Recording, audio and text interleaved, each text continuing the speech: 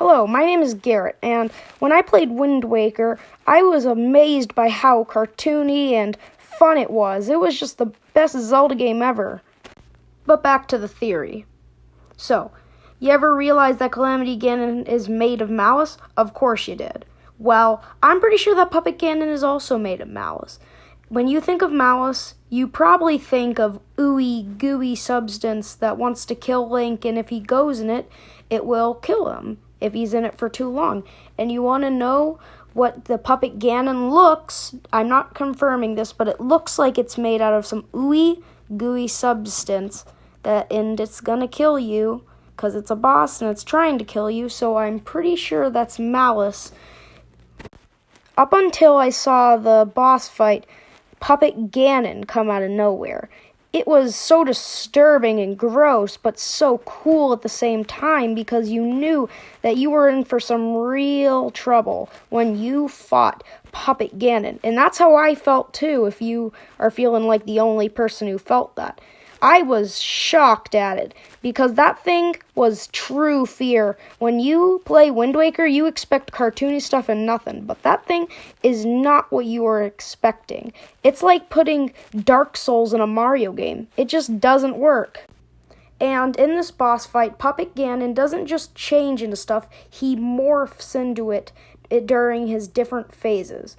And we'll get back to the phases he has later, but how could he mold into something if he's just made out of wood or stuff or anything a puppet would be made of?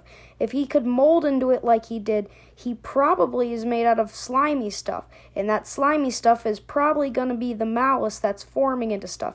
Heck, when you look at Calamity Ganon or you look at all the Blight Ganons, they're formed of malice, and they're made in certain ways that make them look like they do.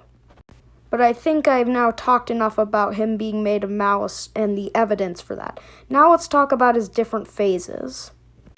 He starts the battle off as a giant pig or hog or whatever you want to say.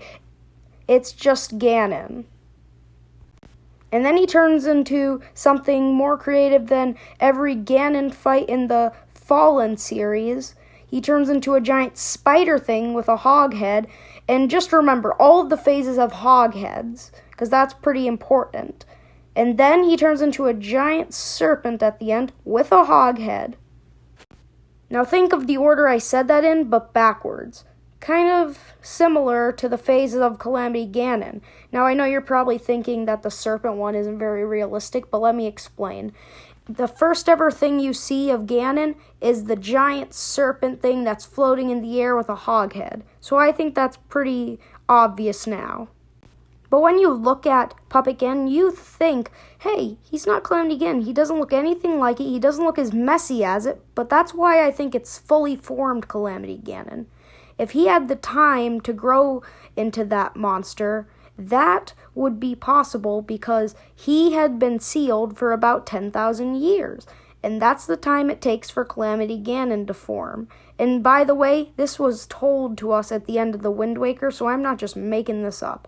But either way, back to the point. Calamity Ganon looks messy, but Puppet Ganon looks really organized. I think that Puppet Ganon is fully fledged, awesome Calamity Ganon, and the full form that Calamity Ganon would take at the end of Breath of the Wild if Link took a little bit longer. But either way, that's just a theory that I came up with, not actual facts. I'll see you later.